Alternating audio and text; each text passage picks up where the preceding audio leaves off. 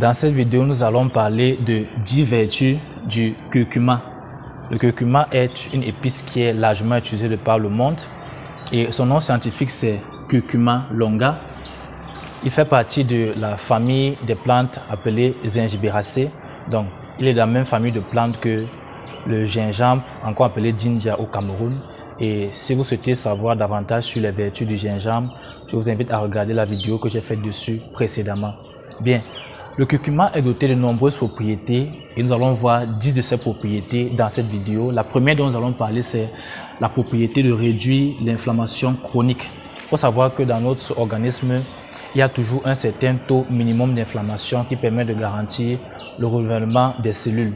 Mais lorsque l'inflammation est chronique, c'est-à-dire lorsqu'elle dure sur le temps et lorsqu'elle s'aggrave, elle peut conduire à l'atteinte de certains organes tels que le cœur, ce qui sera à l'origine de maladies cardiovasculaires, les os, ce qui pourrait être à l'origine de l'arthrose avec des douleurs atroces, le cancer, le syndrome métabolique qui se caractérise par un ensemble de symptômes tels que l'hypertension artérielle, la résistance à l'insuline, l'élévation de la glycémie et des lipides dans le sang.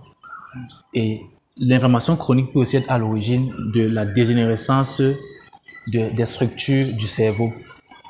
Deuxièmement, le curcuma est réputé pour ses composés antioxydants. Il faut savoir que lorsqu'on parle d'antioxydants, ce sont des composés qui sont censés combattre les radicaux libres dans votre organisme.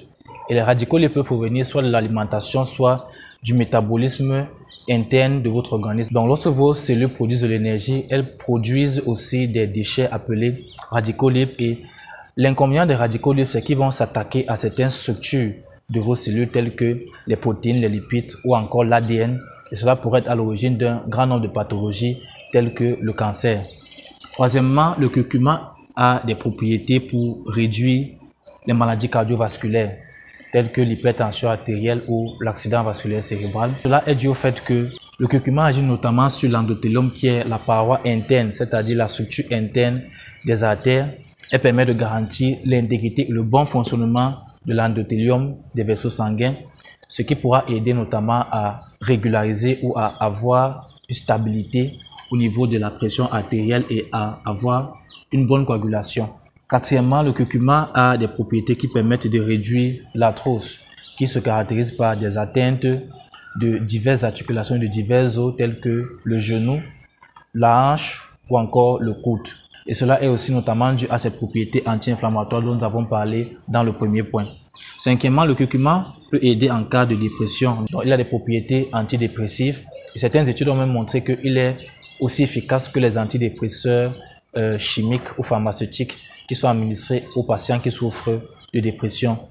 Ceci est dû au fait que le curcuma favorise la sécrétion de sérotonine et de dopamine qui sont des neurotransmetteurs, c'est-à-dire des molécules que le cerveau utilise pour la communication entre les différents neurones et qui vont permettre donc de réduire la dépression et de vous permettre d'être de bonne humeur.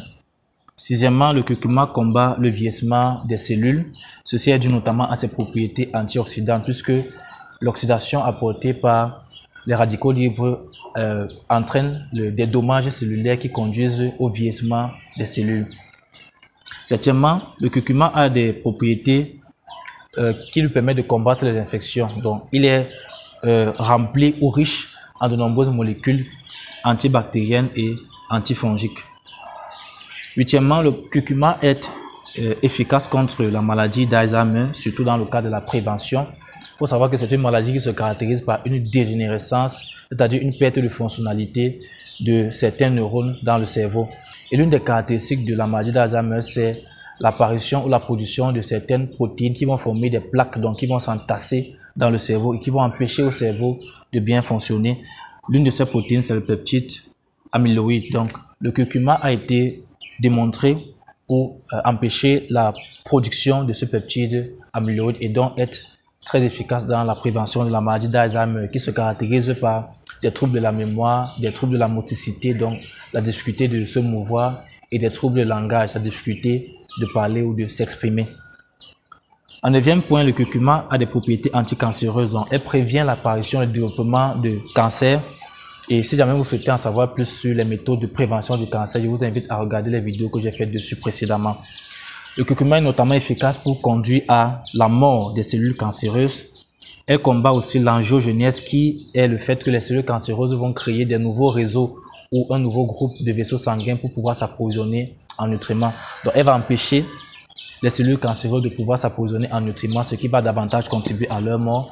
Et aussi, le curcuma est efficace contre le développement de métastases, c'est-à-dire le fait que les cellules cancéreuses quittent de l'endroit initial où elles sont nées et partent se développer dans d'autres sites de votre organisme.